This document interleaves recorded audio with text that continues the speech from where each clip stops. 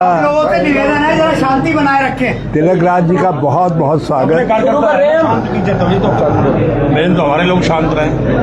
वैसे अब समय ऐसा है जिसमें कांग्रेस और कांग्रेस कार्यकर्ताओं को शांत नहीं रहना चाहिए। अब कांग्रेस को बोलना चाहिए और जबरदस्त तरीके से बोलना चाहिए। और आपने देखा होगा कि अल्मोड़ा में और पौड़ी में कांग्रेस जनों का और पूर्व सैनिकों का अभूतपूर्व जमवाड़ा जुटा। एक विशाल संख्या में अल्मोड़ा में ऐतिहासिक भीड़ थी और उतनी ही ऐतिहासिक पूर्व सैनिकों और अर्ध सैनिक बलों के लोगों की पौड़ी में थी। जो हमारे पूर्व सैनिक हैं वो लंबे समय से वन रैंक वन पेंशन की विसंगति के खिलाफ आवाज उठा रहे हैं, उसके लिए लड़ रहे हैं। और कांग्रेस का स्पष्ट वादा है राष्ट्रीय स्तर पर कि हम उसको दूर करेंगे। हमारे पूर्व सैनिक ही नहीं बल्कि पूरा उत्तराखंड इस बात से बहुत उद्वेलित है, बहुत दुखी है कि हमारी शान जो रेजिमेंट सिस्टम था आर्मी का, कुमाऊं रेजिमेंट गढ़वाल,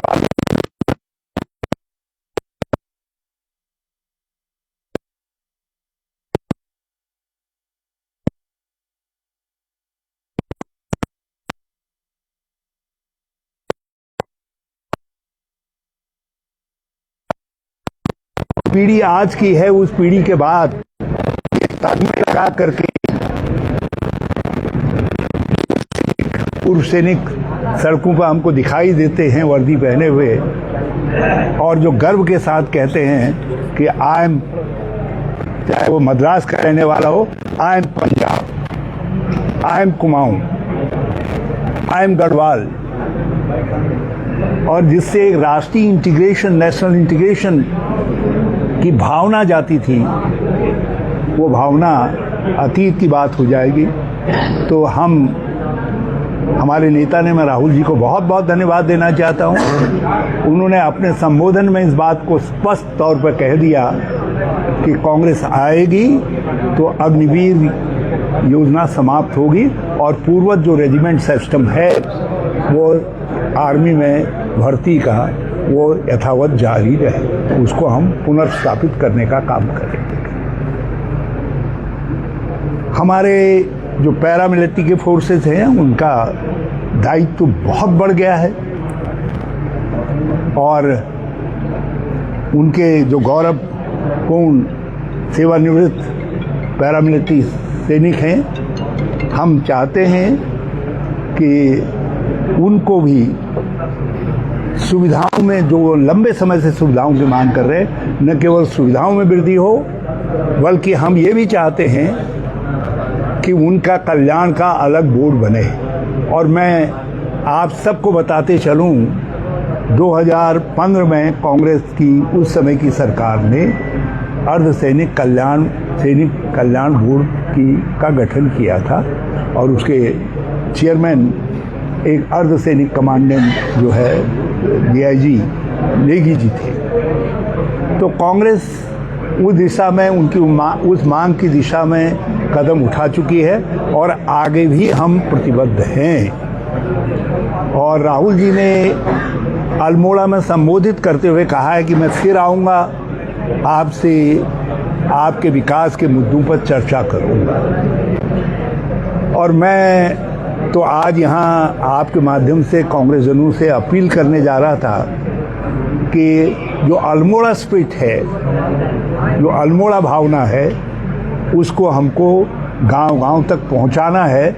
और मुझे बेहद खुशी है आज जिस तरीके से कांग्रेस जनों का उत्साहपूर्ण जमवाड़ा जो है इस प्रेस कॉन्फ्रेंस में दिखाई दे रहा है।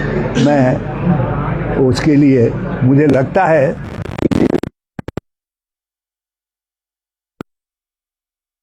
रुद्रपुर चल रहा है, उधम सिंह नगर चल रहा है, यहाँ के कांग्रेस कार्यकर्ता चल रहे हैं। उसके लिए मैं अपने सब कार्यकर्ता साथियों को भी और नेतागणों को भी, चाहे बेहर साहब हों, खेड़ा साहब हों, चाहे हमारे नवागंतुक जो है राजकुमार जी हों, या हमारी दोनों महिला अध्यक्षा हों, मैं और हमारे नेतागण हैं, ये लोग हों, हरभजन भाई से लेकर के मनोरमा जी और सब कांग्रेस जन, शर्मा जी हैं, शुक्ला जी हैं, सब लोग हैं।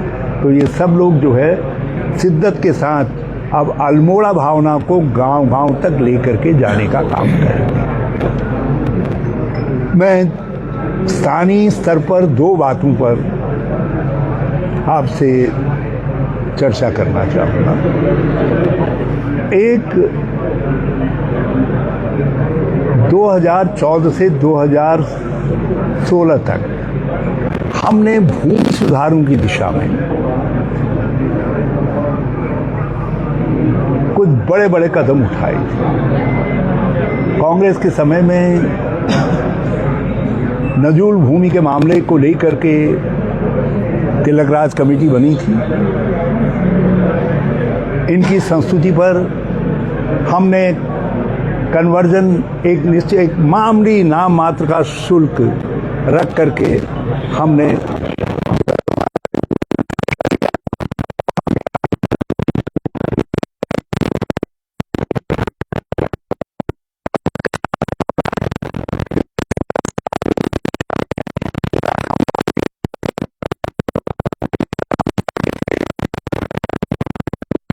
एक कदम भी पिछले साढ़े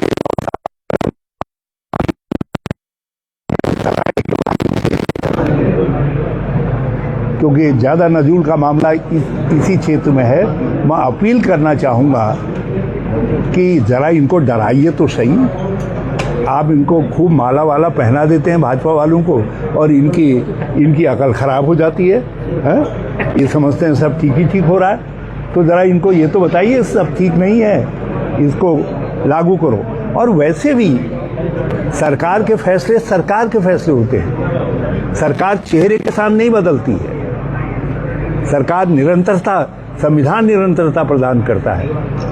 एक इलेक्टेड गवर्नमेंट का फैसला आप उस फैसले को लागू नहीं करते हैं तो ये संविधान के प्रति अपराध है, और भूमि के मामले में संविधान के प्रति अपराध किया है।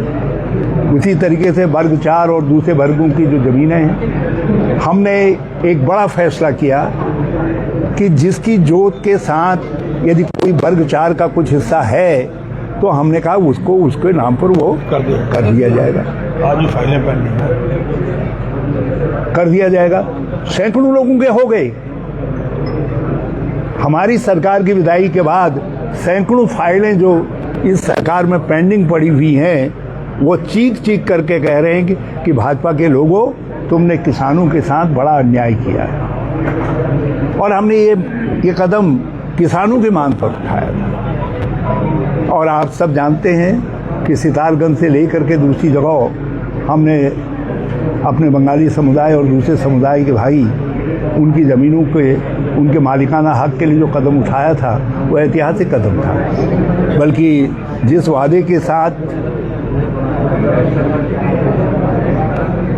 लोग सत्ता में आए वो तो अपने वादे को भूल गए, लेकिन हमारी सरकार ने तत्कालीन 2014 से 2016 तक, मार्च 2017 तक की जो कांग्रेस की सरकार थी, उसने उन मामलों को हल किया।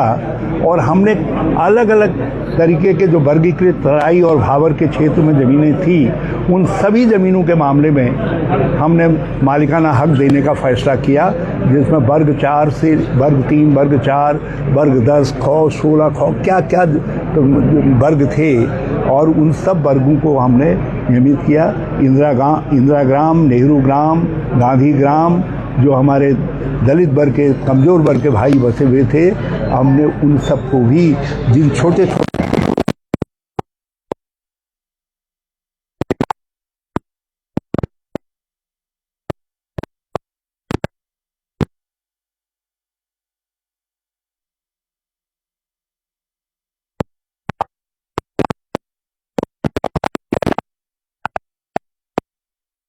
कि हमारे कांग्रेस के लोग मुद्दा बना करके इसको दबाव पैदा करने का काम राज्य से बेहतर इस काम में कोई दूसरा सैनिक नहीं हो सकता है। ये दबाव हमको जबरदस्त तरीके से पैदा करना चाहिए इस मुद्दे पर। दूसरी बात जिस पर मैं आप सबसे दो शब्द कहना चाहता हूं,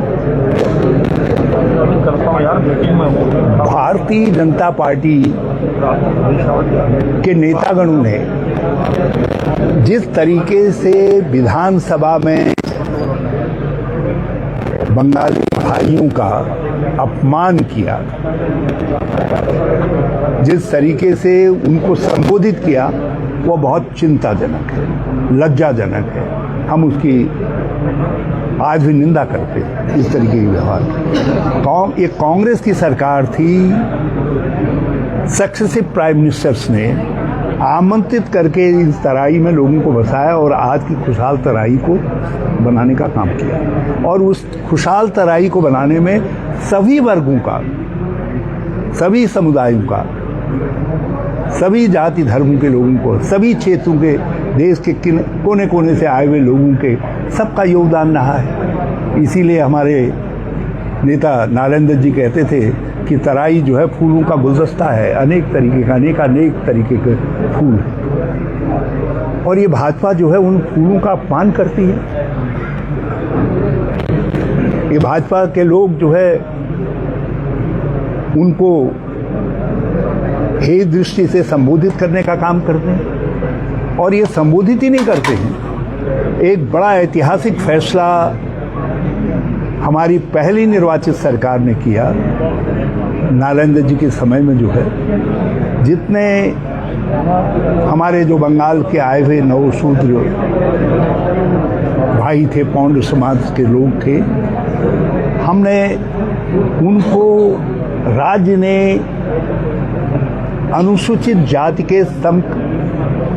जाति मानकर उनके बच्चों को शिक्षा में वही छात्रवृत्तियां दी, उतनी ही छात्रवृत्तियां देने का काम किया जितनी छात्रवृत्ति एससी के, हमारे उत्तराखंड के शिल्पकार वर्ग के भाइयों को मिलती थी या दूसरे हमारे एससी वर्ग के भाइयों को मिलती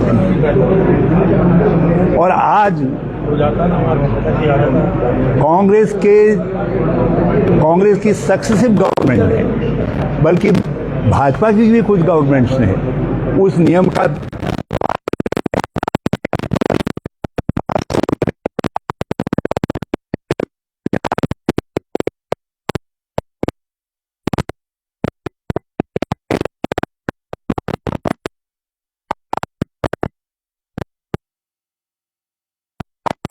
काम किया, उसको इन्होंने उनसे वह हक जो छात्रवृत्तियां, मैं समझता हूँ मनोरमा जी अभी भी नहीं दी जा रही, वो छात्रवृत्तियां नहीं दी जा रही, मुझे मालूम है, तो वैसे तो वो छात्रवृत्तियां नहीं दी जा रही आज। तो आपने जो परंपरा 17 साल तक उत्तराखंड में 15-16 साल तक उत्तराखंड में चलती रही, आज की भाजपा की सरकार ने उस परंपरा को तोड़ दिया और बंगाली भाइयों का जो अधिकार था, नेचुरल अधिकार, कांग्रेस ने हमेशा उनको एससी के दर्जे का समर्थन किया। मगर वो एक बड़ी बात है, उसमें केंद्र सरकार भी इन्वॉल्व है। एंथ्रोपोलॉजिकल सर्वे हमने करवाया था, हमारे समय में एंथ्रोपोलॉजिकल सर्वे सब हुआ था, लेकिन वो मामला जो है एक लंबी प्रक्रिया के अंदर लंबित है। और आज बहुत बड़े हितैषी बनने वाले भाजपा के लोगों ने कभी उसकी कोई खोज खबर लेने का काम नहीं किया। हमारी हर सरकार ने उसकी खोज खबर लेने का काम किया, हमने हमेशा खोज खबर ली। और जब हम कुछ नहीं कर पाए उस दिशा में, तो हमने जो बंगाली समुदाय के महापुरुष लोग जैसे चार ठाकुर,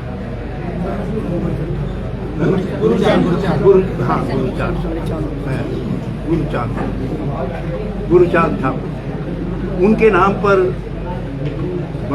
बंगाली समुदाय के प्रतिभावान लड़के लड़कियों के उच्च शिक्षा के लिए हमने एक कोर्स बनाने का काम किया और शुरुआती वर्ष में हमने 1 करोड़ रुपया रखा। अब भाजपा के लोग, अब उनको होश आ रहा है, अब वो कभी 5 करोड़ कहते हैं, कभी 10 करोड़ कहते हैं, लेकिन देते नहीं है। सदाम भर भी अभी भी उस कोर्स में गुरुचांद ठाकुर जी के नाम पर जो कोर्स हमने स्थापित किया था, भाजपा की तरफ से जिला तक बढ़ाया नहीं गया है, दिया नहीं। और चीज़ें यहीं पर नहीं रुकी। हमने तो उनके सक्रिय लोगों के नाम पर स्कूलों का, कॉलेजेस का नाम, सड़कों का नाम आदि सब रखने का काम, क्योंकि तराई गुलदस्ता है। हर समुदाय के जो महापुरुष हैं, हम उन महापुरुषों का आदर सम्मान करते हैं। स्वतंत्रता संग्राम सेनानी हैं, दूसरे लोग हैं। हम ये मान करके चलते हैं कि आज उनके वंशज किस तरफ जा रहे हैं, हम उस तरफ नहीं जाते। हम उस तरफ जाते हैं जिस तरफ उनके बुजुर्गों ने उस समय गए थे और जिस झंडे को थाम करके चले थे, हम आज भी उनके हाथों में वही झंडा देखते हैं और उसी अनुरूप उनको सम्मान देने का काम करते हैं। ये कांग्रेस की सरकार थी जिन्होंने स्वतंत्रता संग्राम सेनानियों के जो आश्रित गण हैं उनके लिए सम्मान पेंशन, और मुझे ताजुब है कि 9.5 साल बीत गए हैं, उसमें कोई वृद्धि करने का काम नहीं होगा। तो ये कई बिंदु हैं, कई मुद्दे हैं जिन पर आपसे बात की है। एक और मुद्दे पर मैं आपसे बात करना चाहता हूँ, जो मजदूरों का शोषण हो रहा है। हमारे सिंबल धीरे धीरे शोषण के प्रतीक बन रहे हैं। भाजपा सरकार ने किसानों का शोषण किया और अब मजदूरों का भी शोषण कर, मजदूरों का भी शोषण कर, उनके ऊपर जुल्म कर रहे हैं। श्रम कानून के तहत जो अधिकार उनको प्राप्त हो पीछे भैया, ये अच्छी बात नहीं है, प्रेस के बीच में टोकना पड़ रहा है। आप लोग पीछे मजाक उड़ा रहे हो बैठे बैठे। अच्छा लग रहा है कितनी आवाज आ रही है यहाँ पे, बोले जा रहे हैं, बोले। उनको हमने, जो हमारे सहयोगी थे, हम कांग्रेस के समय में हमने श्रमिकों के अधिकारों का और किसानों के अधिकारों का हमेशा सम्मान किया। इन्होंने किसानों को भी कुचला और अब ये श्रमिकों को भी कुचल रहे हैं, उनको भी दबाव में ले रहे हैं। कांग्रेस उनके लिए लड़ेगी, उनके लिए आवाज़ बुलंद करेगी। मैं यही बात आपके सामने कहना चाहता था और मैं समझता हूँ कि नजूल के विषय में यदि थोड़ा 2 लाइन यदि लग्गाज जी कहें तो अच्छा लगेगा मुझे। देखिए, जब माननीय रावत जी मुख्यमंत्री थे उसमें नजूल को लेकर एक लंबे समय से रुकावट आई हुई थी। तो आपके द्वारा फ्री होल्ड की योजना, पट्टे मिले, उसका एक ड्राफ्ट तैयार कराया गया था। उसके लिए कमेटी बनाई गई थी, मुझे भी सदस्य के रूप में शामिल किया गया और उस कमेटी की रिपोर्ट तैयार हुई जिसमें हमने जो रेजिडेंशियल क्षेत्र हैं रुद्रपुर के, उनको 50 वर्ग मीटर के जो एससी के लोग हैं उनको फ्री पट्टा दिया जाएगा। उससे ज्यादा के 100 फुट 75 फुट वर्ग मीटर वालों को अलग अलग तरीके से उसका वर्गीकरण किया गया। और साथ साथ उसी क्षेत्र में जो कमर्शियल हैं, जैसे ट्रांजिट के और बस्तियां जहाँ पर कमर्शियल दुकानें बन चुकी हैं, उसका भी कमर्शियल का साथ साथ रेट निर्धारित किया गया कि किसी को ये दिक्कत ना आए, किसी की दुकान मकान ना टूटे। पर जैसे ही सरकार हमारी गई, उस नीति को इन्होंने पलट दिया, रोक दिया और रोकने के बावजूद सिर्फ मात्र भर मुट्ठी भर 1000-2000 पट्टे के नाम पर यहाँ पर रुद्रपुर में कार्यक्रम हुआ। उसके आज तक उसके बाद पट्टे नहीं मिले। रोज अपनी ही सरकार में रोज जा जाकर जिलाधिकारी से लोगों को मिलवा रहे हैं कि साहब इनको मालिकाना हक दे दिया, मालिकाना हक दी। अरे मालिकाना हक तो सरकार देगी ना, पॉलिसी बनवाई है मालिकाना की, जो जहां बैठा उसको मिलेगा। एक और तो अतिक्रमण चल रहा है, एक और मार पड़ रही अतिक्रमण के नाम पर, लोगों के घर उजाड़े जा रहे हैं, तोड़े जा रहे हैं, लोगों को बर्बाद किया जा रहा है, लोगों की दुकानें तोड़ी जा रही हैं, और दूसरी तरफ बेवकूफ बनाकर पट्टे के नाम पर, विनिमयीकरण नाम पर खेल खेल रहा है। तो नजूल नीति जो हरीश रावत जी के समय मुख्यमंत्री काल में जो कमेटी बनी थी, वो नजूल नीति लागू होगी तो प्रदेश के लोगों को उसका लाभ मिलेगा, चाहे वो कमर्शियल क्षेत्र हो, चाहे वो रेजिडेंशियल क्षेत्र हो, चाहे वो कहीं भी बैठे हुए लोग हों, उसके अंदर कहीं भी कोई किसी के साथ भेदभाव नहीं था। एक विषय तो ये कहना चाहता हूँ, दो विषय और कहना चाहता हूँ रावत जी के, माननीय रावत जी की अनुमति से। एक विषय ये है कि जो राहुल गांधी जी की जो 4 तारीख को रैली पर भारतीय जनता पार्टी के छोटे से लेकर बड़े नेता जो टिप्पणी कर रहे हैं, मैं उनसे एक ही बात कहना चाहता हूँ, और आपके व्यास भी सब वो रिकॉर्डेड है कि वो अपना गिरेबान क्यों नहीं झांकते हम पर उंगली उठाने से पहले। राहुल गांधी, मैंने मुख्यमंत्री जी का भी बयान देखा कि लॉन्चिंग की बात की। मैं कहना चाहता हूं कि जब प्रधानमंत्री जी की रुद्रपुर में रैली लगी थी मोदी मैदान में, कितनी बड़ी रैली थी, और कार्बेट पार्क में क्या कर रहे थे? कार्बेट पार्क में फोटोग्राफी चल रही थी, हजारों लोगों को धोखा देके, और यहां पर नहीं आए थे। वो तो मैदान क्षेत्र था ना। हमारे तो बादल आ गए, कई कारण हो गए, उसमें कहीं ना कहीं सरकार भी शामिल हो सकती है। तो आप हम पर उंगली उठा रहे हो। हजारों लोगों को गांधी पर मैदान में, क्या नाम, मोदी मैदान में इकट्ठा करके, जिसका नाम इन्होंने मोदी मैदान रख दिया, वहां पर हजारों लोगों को घंटों इंतजार कराई गई, और लास्ट में कह दिया गया कि मोदी जी वह हल्द्वानी होके, लाल कुआं होके, बरेली से जा रहे, नहीं आएंगे। हम पर उंगली उठा रहे हैं। आपके नेता ने, इतने बड़े देश के प्रधानमंत्री ने धोखा दिया। एक विषय और कहना चाहता हूं, आजकल जो नई चीज आपको बताने जा रहा हूं मीडिया को, ये जो देश के अंदर जनगणना चल रही है, उसके अंदर भारी खेल हो रहा है, देश की जनता को धोखा दे रहे हैं। इसलिए कि अगर कच्चे मकानों को भी जो जनगणना करने वाले अधिकारियों को निर्देश दिए गए, उनको पक्का दिखाते जाओ, पानी दिखाते जाओ, शौचालय दिखाते जाओ। देश की वस्तुतः स्थिति को छुपाने का काम जनगणना के अधिकारियों के द्वारा जबरदस्ती कराया जा रहा है। मेरा आरोप है, प्रूफ है मेरे पास। बैठ जाए अधिकारी, उस जनगणना एक ही बस्ती के, कॉलोनी किसी भी मरीन बस्ती का ले आए, जनगणना का रिकॉर्ड सार्वजनिक कर दें, कितने कच्चे हैं और कितने पक्के हैं। शौचालय नहीं है, उनको भी शौचालय ओके कर रहे हैं अपने आप ही। हाँ, ये भी है, ये भी है, और ये उनको निर्देश है कि आप इनको शौचालय भी दिखा दो, इनके पानी का भी कनेक्शन दिखा दो, और पक्का मकान दिखा दो। ये एक नई चीज मेरे सामने आज ही सुबह आई है, किसी ने मुझे बताया। तो ये हो रहा है खेल देश के अंदर, जो देश की जनता के साथ धोखा है। देश की वस्तुतः स्थिति को नहीं छुपाना चाहिए। वस्तुतः स्थिति को छुपाकर आप देश की जनता के साथ, गरीबों के साथ धोखा कर रहे हैं। ये बड़ा गंभीर मामला है। यदि जनगणना में इस तरीके का धोखा सामने आएगा, तो उससे सारी प्लानिंग आगे 10 साल की जो है वो प्रभावित होगी। तो ये बहुत जबरदस्त मामला है, क्योंकि जनगणना के आधार पर ही सारी विकास पर योजनाएं, भविष्य की नीतियां तय होती हैं, और उसमें गलत डाटा फीड होना, गलत चीजें आना गंभीर मामला है। एक बात जो जाते जाते आपसे कहना चाहता हूँ, मैं भी शिव भक्त हूँ, और इंदिरा जी भी परम शिव भक्त थी, और त्रिशूल में हमको हमेशा शिव दिखाई देते, हम शिव के दर्शन करते हैं। मगर शिव हमेशा भक्त पारायण रहे हैं। शिव ने कहा है कि जो मेरे भक्तों को नहीं मानता है, वो मेरा प्रिय नहीं हो सकता है, वो मेरा दुश्मन है। और यहाँ इंदिरा जी को सब जानते हैं। आपने रुद्राक्ष की माला पहनी हुई इंदिरा गांधी को स्मरण करने का काम करिए। इंदिरा जी शिव भक्त थी। आप त्रिशूल के नाम पर किसी और बड़ी संस्था का नाम रखिए, अच्छी बात है, अच्छी बात है।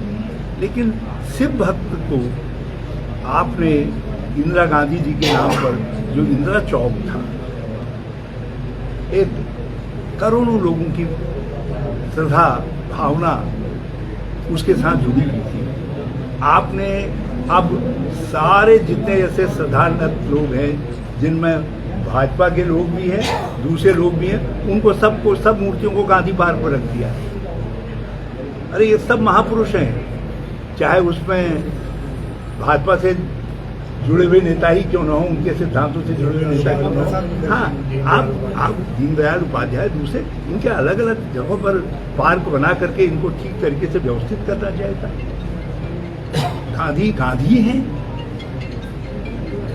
गांधी से तुलना नहीं हो सकती। तो ये जिस तरीके से भाजपा कर रही है, ये देश के राष्ट्रीय जो महापुरुष रहे हैं उनका अपमान कर रही है। और मैं, क्योंकि यहाँ स्वतंत्रता संग्राम से जुड़े हुए लोग परिवार तराई में बहुत है, मैं उनसे प्रार्थना करना चाहूँगा इस विषय में वो ज़रूर गौर करें और आप भी मेरी इस बात पर ज़रूर गौर करें। आप सबका बहुत धन्यवाद। आप कोई सवाल है? आप यहाँ पहुँचे हैं, सीनियर लीडर हैं कांग्रेस के, और जिला अध्यक्ष यहीं के हैं और जिला अध्यक्ष नहीं पहुँचते किसी भी प्रेस कॉन्फ्रेंस में, क्या कांग्रेस के दो गुट हैं? वो मेरे पास आए थे, मुझको बता करके गए उनका कुछ काम था, वो कोई मुद्दा नहीं, वो कोई मुद्दा नहीं, वो आए कुछ देर पहले तो मेरे साथ। हाँ, और कोई प्रिंट मीडिया के बधाई कोई सवाल, किसी का कोई सवाल हो? राहुल गांधी ने एक स्टेटमेंट दिया है कि आंशिक इमरजेंसी कर सकते हैं, आंशिक इमरजेंसी के तहत कर सकते हैं। देश के अंदर इस समय गंभीर आर्थिक हालात, हमारे रुपये की कीमत निरंतर गिर रही है, किसी समय भी 100 के नीचे जा सकता है। इससे हमारा जो व्यापार संतुलन है, आयात निर्यात संतुलन है, वो गंभीर रूप से दुष्प्रभावित होगा और हमारी अर्थव्यवस्था के ऊपर इसके बड़े ही खराब प्रभाव पड़ने के अंदर हम इससे बहुत चिंतित हैं, और ये सब एक दिन में नहीं हुआ है, ये सरकार की गलत आर्थिक नीतियों का परिणाम है। और आप सबको मैं याद दिलाना चाहूँगा, कांग्रेस के समय में एक बार रुपये का मूल्य डॉलर के मुकाबले में 44 रुपया पहुँचा था, तो सारी भारतीय जनता पार्टी ने आसमान सर पर उठा दिया था। और आज रुपये का मूल्य डॉलर के मुकाबले 96 से भी नीचे है, और वो आज भारतीय जनता पार्टी जो है इस पर उसको डिफेंड करने का काम कर रही है, जबकि हकीकत ही है रुपये की सेहत की गिरावट का मतलब है देश की अर्थव्यवस्था की सेहत गिर रही। महंगाई आज चरम पर है, कोई वस्तु किसी के उपयोग की हो, आप देख लीजिए उसके दाम आसमान की तरफ बढ़ रहे। केवल पेट्रोल डीजल के दाम नहीं बढ़े, और चीज़ों के भी, खाद्य पदार्थों के और दूसरे उपभोग की चीज़ों के दाम बढ़ रहे हैं। केवल जो बड़े बड़े लोगों के उत्पाद हैं उनके मूल्यों के आधार पर जो है गरीब की तुलना की जा रही है कि तब फला चीज़ के दाम नहीं बढ़े। और अरे भाई, गरीब के तुमने दाल के दाम बढ़ा दिए, नमक के दाम बढ़ा दिए, तेल के दाम बढ़ा दिए, उसके चप्पल के दाम बढ़ा दिए, उसकी साड़ी के दाम बढ़ा दिए, उसकी सब दूसरे वस्तुओं के रंग वस्तु दूसरी चीज़ों के दाम बढ़ा दिए, कहाँ लेकर के जाए? तो ये बड़ा चिंताजनक है। और इसलिए राहुल जी ने उन्होंने सबकी पीड़ा को, देश की अर्थव्यवस्था की पीड़ा को ये कह करके कि आज देश के अंदर गंभीर आर्थिक हालात है और सबके मन को बात ठीक है।